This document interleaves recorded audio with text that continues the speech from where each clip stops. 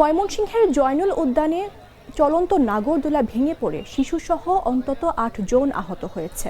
শুক্রবার সন্ধ্যা 7:30টার দিকে নগরীর ব্রহ্মপুত্র নদ সংলগ্ন ওই উদ্যানে এই দুর্ঘটনা ঘটে।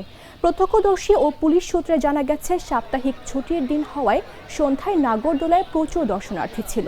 চলন্ত অবস্থায় নাগরদোলাটি হঠাৎ ভেঙে মাটিতে পড়ে গেলে এই হতাহতের ঘটনা ঘটে। স্থানীয়রা দ্রুত আহতদের উদ্ধার করেন এবং তাদের মধ্যে 5 শিশুকে ময়মনসিংহ মেডিকেল কলেজ হাসপাতালে ভর্তি করা হয়েছে। এই বিষয়ে ময়মনসিংহ কোতোয়ালি মডেল থানার ভারপ্রাপ্ত কর্মকর্তা মোহাম্মদ শিবিরুল ইসলাম জানান, এ ঘটনায় আইনগত ব্যবস্থা নেওয়া হবে।